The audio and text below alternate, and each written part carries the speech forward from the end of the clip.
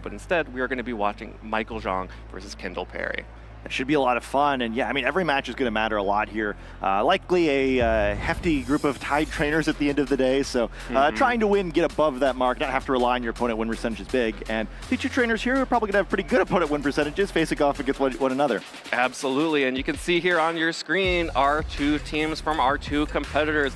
Michael is running back the Komodo and Tyranitar, but adding some additional pieces alongside. Of course, Iron Crown was not released the last time Michael made it into the top cut and won the Sacramento Regional Championships, so has opted to support that Iron Defense Body Press Komodo with the Indeedee and Iron Crown combination alongside now the Whimsicott as well. Yeah, it seems like a really miserable team to try to navigate team preview against, where lots of ways to kind of operate with different strategies depending on either the matchup or kind of how he expects his opponent to read his team. One of those matches where, you know, if he could like run it back and play second best of three, it'd probably be a very different set. But I think that first go round especially would be really tough to match up with this. Yeah, a couple of interesting things here. We are going to see the Assault Vest on the Tyranitar again. This is, you know, something that has become Tyranitar's niche in the format. Of course, we have been seeing the especially defensive Tyranitar for ages now in VGC, but this time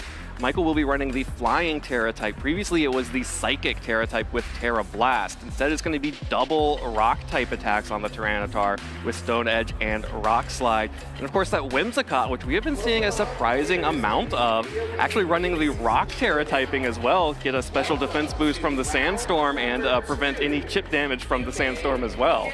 We see, you know, trainers all have their own forms of voodoo in order to connect their attack, especially, you know, famously inaccurate rock type attacks. This is an interesting strategy. I guess, you know... Note it's just Rock Slide, not Stone Edge. That's true. Yeah, did not say rock type attack. So I'll have to see if that works out in the match.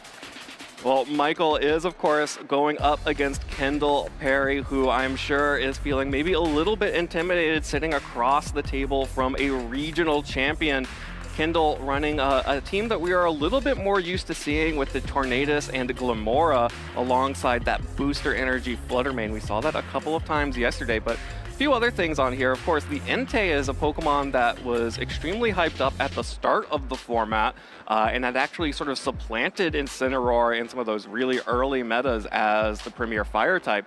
Has now, of course, lost that battle to Incineroar, but here the Assault Vest Entei making an appearance. Yeah, I mean, even kind of after Incineroar, right? We've, as Lou puts it, our commentator in the UK, you know, party Entei, gouging fire tends to get used a little more, but this time Entei's buttoned down and put its vest on and is ready to go to work. Kendall's hero Glamora here. We'll have to see if Glamora is going to be able to make anything happen. Actually, seems like maybe not the best matchup for that Pokemon heading into the expanding force of Iron Crown as well as the specially defensive Tyranitar. I was kind of thinking about that when Sierra was talking about Glamora in the pregame. Like, ooh, well, we might see how Glamora does the rest of the day, but maybe not this next round where, it will certainly be in team preview. You know, making an appearance is still good, and yeah, I enjoy that both sides are, you know, rock type enthusiasts, I guess, with Tyranitar and Glamora. But yeah, I think team preview is really tricky here. I think it's probably the Urshifu on Kendall's side of the field that perhaps Mike is a little bit more concerned about.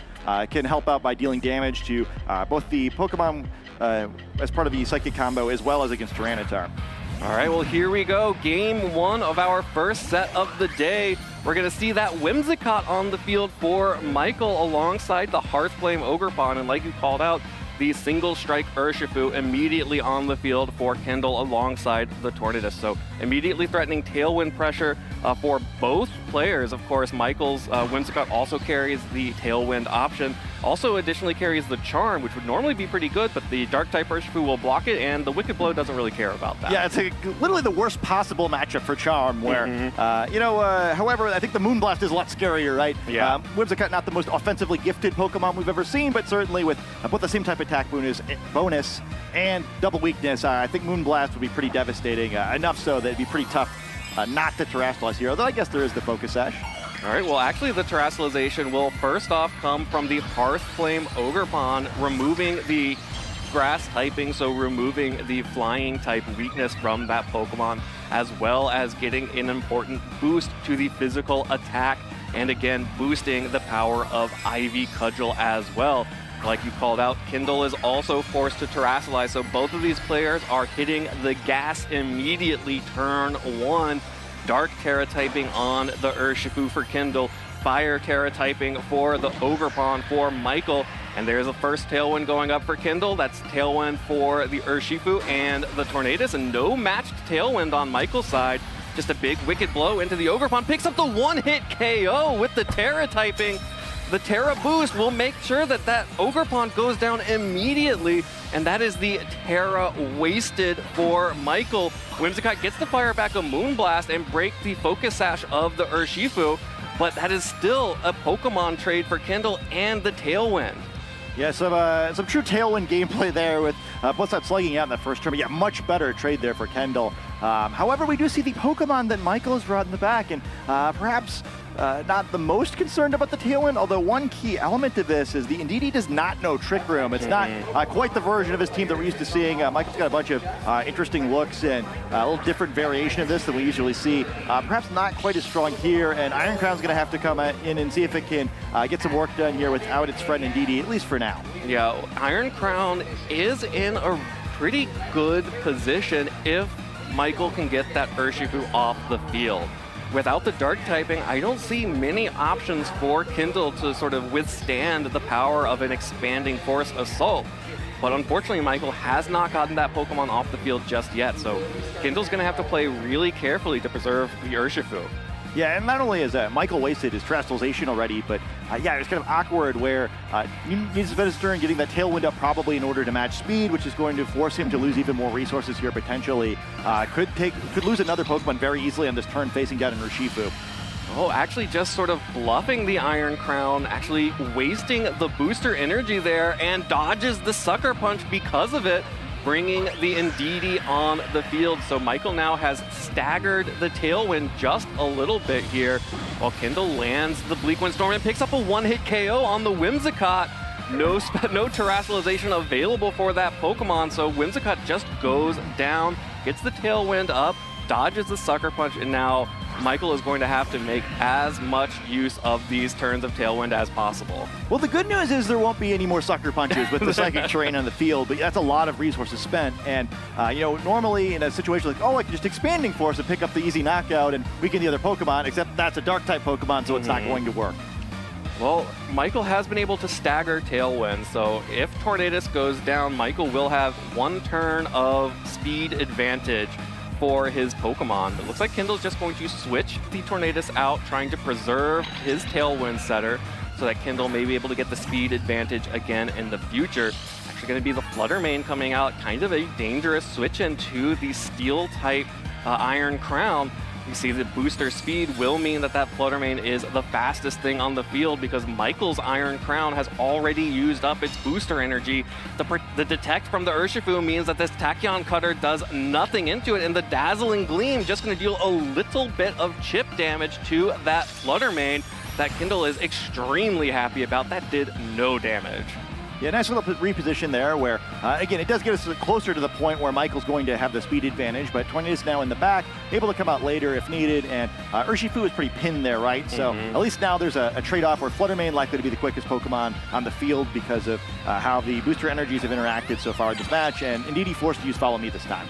And this Flutter Mane threatening an Icy Wind to drop the speed will actually miss the Iron Crown, though.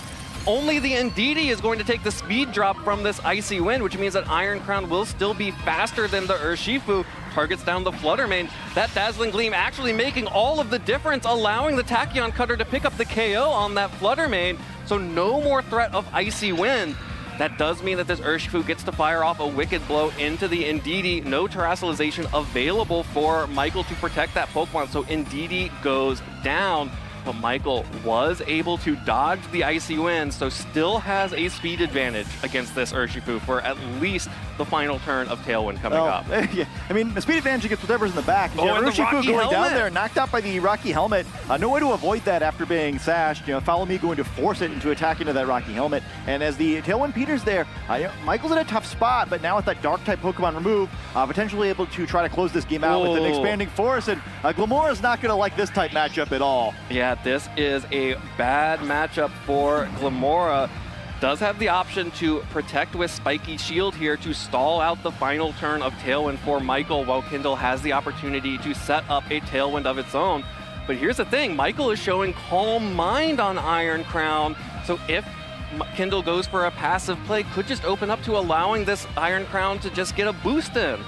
Yeah, I mean, you almost have to, like, it's hard not to give up the free call mind, right? I mean, it's so easy just to lose the turn or lose the game immediately if you're Kendall here. So a smart play on Michael's end to try to take advantage of this. We do see the spiky shield, and a nice little play to get the most out of his turn, since Turnit's not the most offensively threatening Pokemon in the world.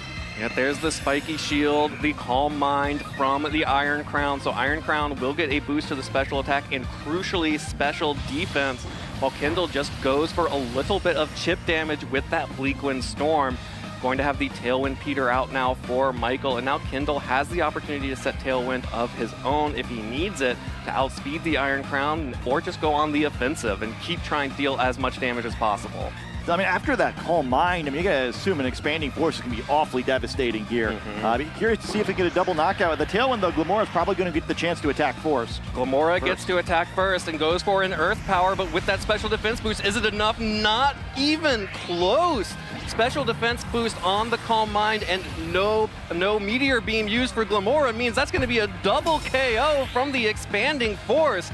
Huge damage, and Michael picks up game 1. Looked like he was on the back foot from the start after losing his Ogerpon immediately, but clever usage of the Tailwind terms and finding the opportunities on that Iron Crown pulled it right back.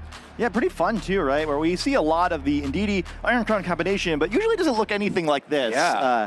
Really fun look where it's a little bit different than I think what trainers are used to dealing with. And yeah, despite kind of losing the Frokemon first, despite losing the speed control first, had the right Pokemon in the back. Iron Crown with that Calm Mind up, facing down not only 2 Pokemon it could just dunk immediately, but also that we're relying entirely on special attack. So if it needed to, it probably could have survived another turn. Yeah, and this looked awful for Michael at the start, immediately losing both his Terastallization and a Pokemon to that Wicked Blow. But most importantly, Michael was able to bring Urshifu down to the Focus Sash with that Moonblast. And the Dark-type Urshifu being the only resistance to the Expanding Force in the future meant that all Michael needed to do was get that Pokemon off the field, and the combination of Moonblast and Rocky Helmet was more than enough to do so. Iron Crown also being able to dodge this Icy Wind to make sure that it remained very speedy in the future turns. But most importantly, the chip damage on the Dazzling Gleam on the Fluttermane. I made fun of it to begin with, but it really made the difference to get that Fluttermane off the field. And then this Rocky Helmet, the Follow Me, forcing the Urshifu to attack into the Indeedee and knock itself out. Yeah, I really like the efficiency in Michael's game there, where it really was just the Fluttermane and the Urshifu that were serious threats to the sweep, and just exactly enough damage to both of them. Basically no unnecessary damage on either knockout. It was a really nice way to play his resources, and I think that's going to be tricky for Kendall as we move into the second game, right? Where how do you avoid this, where you know, you end up in a situation where Iron Crown can just sweep? It really seems like it's only those 2 Pokemon who are going to be a super significant threat. You have the option of maybe bringing the Entei with the Assault Vest or the Wellspring Ogerpon and terrestrializing that, I guess. Although I think the terrestrialization on Urshifu was necessary to pick up that big knockout early in the game, which I guess could also have been bait a little bit too, right? Where you get the knockout, but you lose the game. So I don't think Ogerpon was the biggest threat on Michael's side of the field. Yeah, there are a couple other options, the Steel Terra typing on Tornadus or the Grass on Glamora to at least remove the weakness to the Psychic type Expanding Force. But yeah, the Entei is his Assault Vest and also carries Snarl, which is usually how you deal with these Expanding Force teams, an Assault Vest Pokemon with Snarl. But here we are, it's just going to be the Whimsicott and Ogerpon up against the Dark-type Single Strike Urshifu and the Tornadus again for both of these players. Kendall needs to preserve this Urshifu, cannot let it go down like he did in game 1. But here we go, it's just sort of a repeat so far. Michael going on the offensive, immediately terastallizing that Ogerpon, threatening huge damage. That's the thing, you know, if Kendall ignores this Pokemon, it will pick up KOs of its own.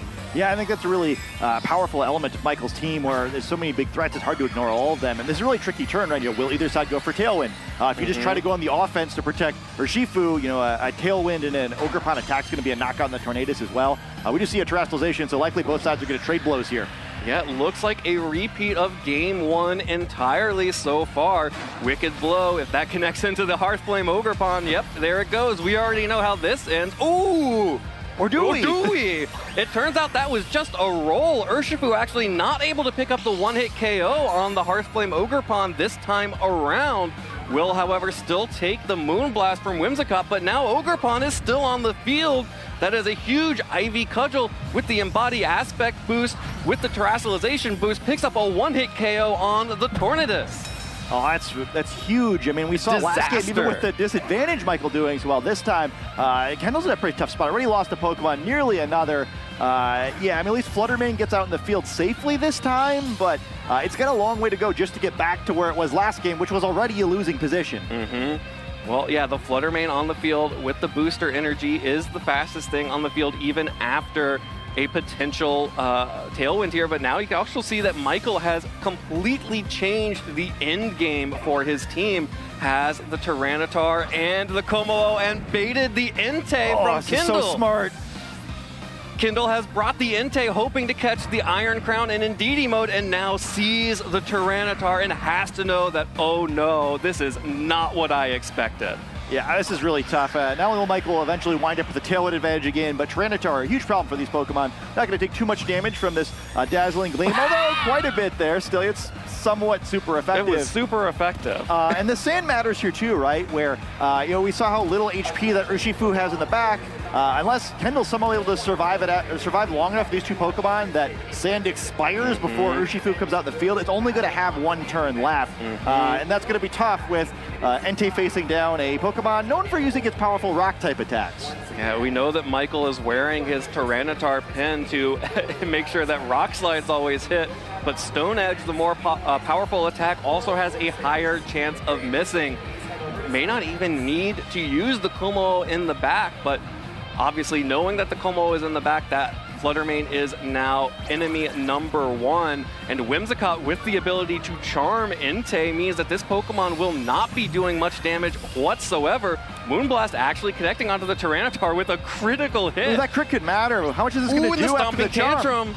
Oh, picks up the KO on Tyranitar. The critical hit through the Sandstorm deals massive damage, and even with the charm, Entei able to pick up that KO, and now that does mean that the Como does have to come out on the field potentially in front of the Fluttermane. Yeah, this is suddenly not looking so good for Michael. I really like the way he played this game, but now, yeah, he's two Pokemon that are in a tough spot, right? Ogerpon certainly not excited about being out in the field with this sand and against also this only has Fluttermane. Yeah, but you see what Michael's going for here, right? Where he needs to get a situation where the Tailwind expires on Kendall's side of the field so that Como doesn't just immediately get defeated by this Fluttermane. Yeah, now the Ogerpon and Whimsicott out on the field. This is looking more difficult for Michael. Can't even safely go for any kind of follow me. The charm not going to be enough because you have to make something happen with this one turn that Ogerpon's out on the field. Yeah, I just don't know what you do from here, right? Where the speed control is so against him now. He can't protect with Whimsicott, so it may go down as well. And even though that's not maybe super impactful in this match, you know, with needing to set up the Como and try to sweep here, losing Charm as a support tool would be pretty devastating as well. All right, Ogerpon's just going to protect with the Spiky Shield as Fluttermane goes for the Dazzling Gleam, safely deal damage to both of these Pokemon. Ogerpon, of course, being behind the Spiky Shield. Whimsicott going down to 8 hit points, goes for a Moonblast, doesn't get a special attack drop, and there's the Sacred Fire connecting on Whimsicott. That Pokemon will go down. And it looks like Michael did the calculations and thinks he has one more turn after the Sandstorm by going for that Spiky Shield. We'll have to see as the sand buffets all of these Pokemon. Ogerpon with 1 hit point remaining. Trained with Trust and Love there, and we do see the Tailwind expire on the other side of the field, so there's elements of an advantage here for Michael, right? Only 1 turn left for this Ogerpon, and with Como out in the field, now what do you do, right? Well, you really can't just let yourself get hit by a Fairy-type attack, so now you kind of have to attack into that Fluttermane spot, and Kendall's going to know that too. So the one big positive here, that Entei is still charmed, so not going to be the most threatening, but you really don't want to take a burn on this Como either. Tough spot. Yeah, extremely tough spot, and especially there is nothing preventing Kendall from just protecting out this turn, letting that Ogerpon go down to sand and letting the Tailwind peter out, which will then allow Fluttermane to be the fastest thing on the field and immediately threatening that Como. There is no Terrestrialization available for Michael. Ogerpon's actually just going to go down to the extreme speed. Kendall is not risking anything. Picks up the KO onto Ogerpon. Fluttermane is protected, so once Tailwind goes down for Michael, it'll just be an easy Moonblast into that Pokemon for Kendall to force a Game 3. Yeah, not much you can do now. I really like Michael's adjustment in this game, but it just didn't quite work out, in large part perhaps because of that critical hit. Yeah, the critical hit on the Moonblast, bringing that Tyranitar down just enough. Both the critical hit and, we did see that Michael had locked into Stone Edge, so actually there were a lot of ways that could have gone wrong for Michael. Stone Edge, of course, not 100% accurate at all. There's the Moonblast picking up the KO onto Como. Como goes down, and Kendall now forcing Game 3. It really well played game, and I think that he won with that particular matchup between Pokemon. Bodes very well for him in this third game. I really thought that what Michael did to kind of condition Kendall into picking those Pokemon was super clever, right? Where he won the first game using that Iron Crown, so kind of knows his opponent's going to have to adjust to not lose the same way. And then he adapted to that by bringing Tyranitar in particular, who really could have taken advantage of those Pokemon.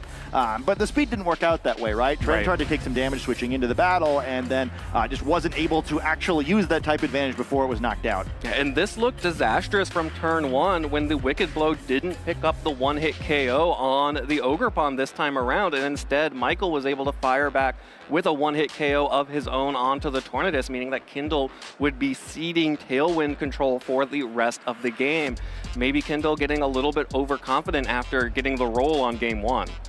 Yeah, and even without it, though, I mean, I think Ogerpon surviving is sort of a big deal in this match, even though we're not going to see it really do anything for the rest of his run. At least it gave Michael some chance to get Como out in the field, but that Flutter Mane wound up being pretty impactful in this matchup, helping pick up this knockout with a little bit of help from Entei, and yeah, it just was a present.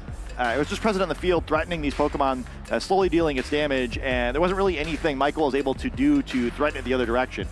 Yeah, Flutter Mane being able to get a Dazzling Gleam on the Tyranitar and a Moonblast force that critical hit, getting the extra damage that Kendall needed to be able to pick up the KO with Stomping Tantrum after a Charm, made the big difference here for Michael and Kendall. Yeah, shout out to Entei, though. Definitely role-playing as that person you hate having on your team in multiplayer games, picking up 3 knockouts with a grand total of, I believe, 39 damage. I guess they asked how many and not how. Exactly. All that matters is the statistics, not total damage dealt. Yeah, although once again, right, I was kind of commenting how much I liked that from Michael in Game 1. I think it was kind of like did just enough damage every time. I think at this level, it's just so important to know your calcs, not to waste any attacks unnecessarily, and that was a lot of fun, and I'm excited to see now this third game where I think on Kendall's side of the field, he's probably found the correct combination of Pokemon. Maybe make a little adjustment here or there, but I thought things looked a lot better with Entei there, especially because we did see the extreme speed, which didn't really matter picking up that knockout, but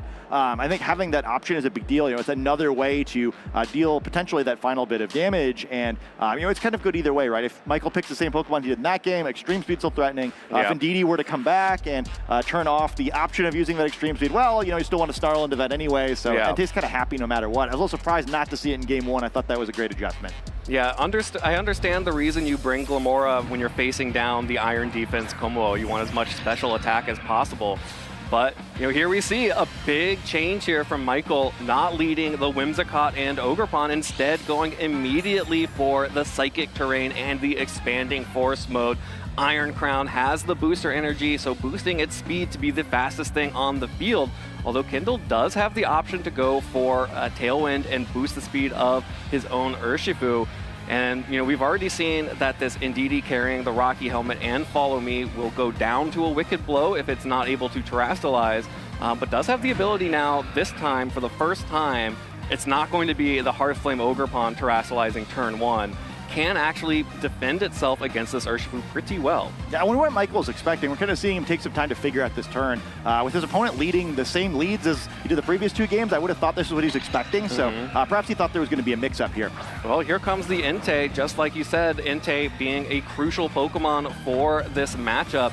Urshifu realizing that going with the Psychic Terrain mode with the Expanding Force needs to preserve the Dark-type immunity to the Psychic-type Expanding Force, and it's actually going to be the Steel typing on the Tornadus, which is going to be able to resist both the Expanding Force and the Tachyon Cutter coming out from Iron Crown, and leaves this Tornadus as an extremely obnoxious Pokemon to get off the field for Michael. But here we see the the Terrestrialization into the Fairy typing. Michael able to protect against the Dark type Urshifu. Goes for the Follow Me just to protect the Iron Crown while trying to sneak in as many boosts as possible. Iron Crown taking a moment out of its day to meditate, to breathe, to get focused and boost its special attack and its special defense as Entei switches in, and Tornadus' Bleakwind Storm going to miss the Indeedee and do a pittance to Iron Crown, trying to fish for some of those speed drops. Yeah, I guess his Tornadus is probably going to have to try to get centered here, not able to land one of those attacks, and at least you wind up in a situation now where the Follow Me no longer matters, but a great play on Kendall's side, doesn't get baited by the Terrestrialization Follow Me combination. Even though Urshifu wouldn't have been attacked that turn, losing your Focus Sash just to attack into a resisted Indeedee wouldn't have been a great value there, and Entei getting on the field for free also makes this matchup quite a bit easier. Yeah, Entei on the field for free, threatening the Iron Crown with a big Sacred Fire immediately. Again, Kendall still has preserved the opportunity to go for Tailwind whenever he wants to by protecting the Tornadus with that Terra typing. Will go for the Tailwind on turn 2. So now Entei is the fastest thing on the field, goes for the Snarl like we were saying. This is one of the ways a lot of players like to defend against the Psychic Terrain Expanding Force type teams. Get an Assault Vest Pokemon and start snarling to bring down the damage. Yeah, now we see another Pokemon that can use the Follow Me, a little different variation of Ogerpon than we normally see, but I don't know that the Pokemon on the other side are all that affected by that. Like, likely both to want to use spread attacks anyway. Ogerpon's in a tough spot here because it can't Terrestrialize to drop its Grass type, but I don't know how effective this is going to be. Yeah, Bleakwind Storm from Tornadus, though, will avoid, misses the Ogerpon, and again, another pittance onto Iron Crown. Ogerpon dodging big damage from that Bleakwind Storm.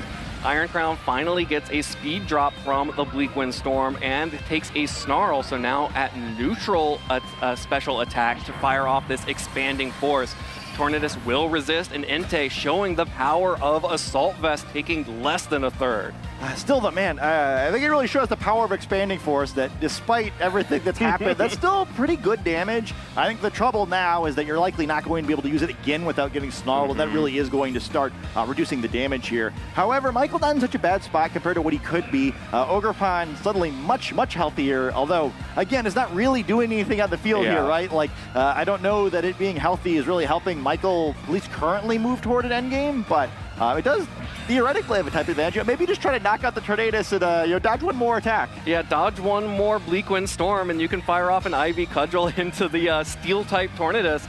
Iron Crown protected, Ogerpon not able to dodge a second Bleakwind Storm, and instead, because it does not have access to the Terrestrialization, goes down to that Bleakwind Storm. Entei, just reminding Iron Crown that it's there. I'm here, you have to protect against this. Yeah, and it's sort of interesting too. Goes for that Sacred Fire, perhaps deciding, all right, I've snarled enough. It's time to try to pick up the knockout now. And Indeedee going to perhaps come back on the field, try to make that a little more difficult, at least forcing Entei into snarling again, perhaps. These Pokemon are both going to struggle to actually deal damage to Indeedee, but Iron Crown, if it's getting snarled every turn, is going to struggle to deal damage as well. So perhaps both sides will trade blows a little bit here. You have to imagine there are some guessing games going on here. Kendall can always go for the Sacred Fire into Iron Crown and just pick up the KO, but if you expect Indeedee to be follow-meing, then you just go ahead and click Snarl, at which point, to make sure you keep having enough damage to continue threatening, maybe you just go for the Helping Hand instead. Yeah, Michael's got to make something happen here. He's in a bit of a hole, so see the Bleakwind Storm coming out, but it's Entei's move that'll be the interesting one here. Yep, Iron Crown keeps getting hit by all of these Bleakwind Storms, and Entei goes for the Sacred Fire. Kendall calls the bluff, picks up the KO with that Sacred Fire. Indeedee just left clapping for its partner who has gone down. And this Entei and this Tornadus are ripping through Michael's team, and Whimsicott just doesn't have the offense to make anything happen here. Yeah, certainly not two Pokemon you want to have out in the field at the same time as your final two Pokemon. It's tough for them to support each other too much. They do both at least have attacks, so it's perhaps not so bad as we sometimes see, but Michael's in a heck of a hole here, especially he doesn't even know Kendall's final Pokemon. Yeah, and there is at least still, you have a good type matchup against the Urshifu in the back, and you can try to stall this out with Charm, but Kendall just gets to keep setting up the Tailwind. No risk of Trick Room from Michael's Indeedee, and Entei will be able to keep firing back Sacred Fires, and even after a Charm, still does good damage. And Indeedee and this Whimsicott both reduced to Fairy-type attacks, special-type attacks as well. resisted and assault vest boosted on the Entei, they will be taking forever to burst through there. Yeah, Snarl Bleak win for the rest of the game's looking pretty good, right? I just don't know how you break through this one, but Entei is going to switch out here. Perhaps would like to get its attack step back and allow its partner Fluttermane to enjoy the effects of this tailwind. Yep, Fluttermane is the 4th Pokemon for Kendall. If there were any doubts about whether Michael would be able to bring this back, this Fluttermane is going to be happy to tank any kind of special attacks from both of these Pokemon and is not affected by Charm whatsoever. Bleak Windstorm, though, just picking up the KO for Whimsicott, and Indeedee once more giving a round of applause to its fainted partner. Yeah, it's trying so hard to help its friends, but they're just in a tough spot in this one. Kendall speeding things up here, wants to keep the rounds moving. We appreciate that, and just a really fantastic set by him. He's able to win that set to 2-1 and move on to a 10th win, really improving his odds of making it onto the top cut. Absolutely. Now both Michael Zhang and Kendall Perry are at a 10-2 record heading into our 13th round of Swiss. That Entei being extremely important for Kendall in both of those games. Of course, game 2 getting helped out a lot by Fluttermane's critical hit on the Tyranitar, but in game 3, it was Kendall all the way, completely in control of that matchup. Once he saw the Iron Crown and the Indeedee leads from Michael, knowing that he had Entei in the back, as well as completely preserving the Urshifu just in case Entei couldn't make it happen, Kendall was in control from turn 0. Yeah, that combination of Fluttermane and Entei are really proving to be valuable in the final 2 games where they both did quite a bit of damage, but also just sort of pinned Michael enough that he couldn't really execute his strategy because there's the threat of them shutting him down with so much, but you kind of have to keep pivoting. The support Pokemon couldn't really support anything because it was never safe for their attackers to wail away. Yeah, and of course, game 2, the critical hit was a big moment, but it doesn't necessarily mean that Kendall didn't have any other outs. Still had the Entei, still had the ability to pick up burns on the Sacred Fire, which over time would have been able to knock out that Komo in the back. But again, here in game 3, Kendall just showed that he had the download. He was ready for what Michael was going to throw at him and had identified, like you mentioned, the Entei and Fluttermane combo as being the 2 Pokemon that he needed to make sure that he had ready for anything Michael could throw at him. Yeah, I think he's played the back end of that set really well, where I mean, sometimes how just the game 1 works, right? Even with the open team sheet, sometimes maybe you expect Pokemon to have different training than they do, or you just need a little bit more time to think through the matchup. But if you've solved the puzzle by the second game, usually that's good enough. And I think his solution was really good there. I think it wound up being a pretty uphill team matchup for Michael, who still did a great job there. There's definitely a world where he does win that second game. Right. We're talking about how he dominated this set, just that close. But in this one, I think both trainers played a great set there, and impressive by Kendall to close that one out so nicely. Yeah, it's one of the things that we see a lot with teams. We've seen a lot for some of these teams that rely on the Psychic Terrain and Expanding Force. That mode has very specific counters oftentimes, and then you pair that with another mode that counters those counters, right? And then it becomes that turn 0 guessing game. Do you have enough bulk, or do you have enough offense to get through either mode that I bring? And game 1 definitely seemed like Michael was ahead, but like you mentioned, Kendall was able to sort of figure it out and had the pieces that he needed. I think if he had brought Entei instead of Glamora to game 1, bringing Glamora there probably just didn't make a whole lot of sense in general. Even with some of the random elements of the game, Entei coming to all 3 of those games probably still puts Kendall ahead. Oh, I think so too. I think the other thing, now that I'm thinking back on it too, I do wonder what Michael was expecting Kendall to lead in that 3rd game. It seemed like perhaps he was expecting something else. Like, he made a pretty good pivot that turn, but it seemed like with how long it took him to lock in, it was just weird for a 3rd game, right? Where maybe because he was committing his Terastallization, just wanted to make sure that was what he wanted to do. But I'd be curious to kind of find out how he was planning in that 3rd game to go, because it just felt like it was so off the rails so quickly. Absolutely. I mean, having to, we saw Terastallization first turn every game from Michael, and in games 1 and 2, it was the Ogerpon threatening immediate KOs, big damage. And in game 3, it unfortunately just had to be, it was a defensive, it was a reactionary Terastallization there, because you had to be worried, if you just lose Indeedee, if you just lose Iron Crown turn 1 to a Wicked Blow from the Urshifu that does not need to Terastallize, That's a huge deficit to come back from. So force the Fairy Terra on Indeedee, which then meant that, the Ogre Pawn in the back couldn't defensively terrestrialize. And actually, Michael got no value out of that Fairy Terra because the Urshifu immediately just switched out. Yeah, and props to Kendall, right? And we're kind of talking the pregame how difficult Michael's team is to match up against, but those combination of Pokemon, they just all provided such threat that they all had to be respected. And in the end, Michael just didn't have the tools to handle all of them at the same time. Absolutely. Well, our winner in that last match was Kendall Perry, who is joining Gabby in the lounge. So let's hear from him exactly how that match went. Take it away. Thank you so much, Evan. I'm here with Kendall, who is currently 10-2 of day 2 of Swiss here in Vancouver. Kendall, congratulations. How does it feel? Thank you. It's I just feel good. I need a lot of luck just to get to day 2, and I'm just playing well against some really good players this day, and I feel very proud of myself. Yeah, I think it might be 10% luck, maybe 20% skill based off that last match. Why don't you tell me what you were thinking going into that team preview, as the team you faced is definitely one of the more unique ones in the field.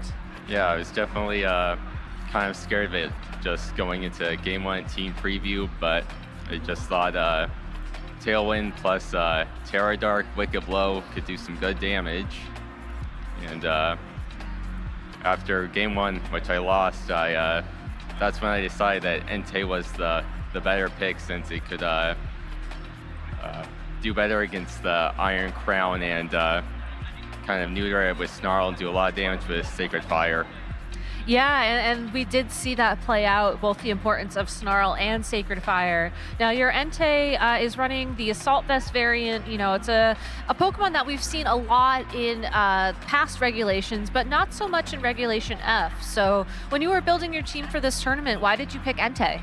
I know there's another version of this team that has a Chi-Yu over the Entei, and that I don't really like having another Choice Specs Pokemon and the Beads of Ruin ability, which could do more damage to my partner. So I went with Entei just because it's generally more reliable. It has access to priority, and it can get some nice burns with Sacred Fire. And I think it's done better in the matchups I've faced in this tournament. Yeah, for sure, you're 10-2. You have 2 more rounds of Swiss left. Are you nervous about the rest of the tournament, or are you ready to just have fun? I'm mostly just here to have fun. I'm not going for a World's Invite or anything.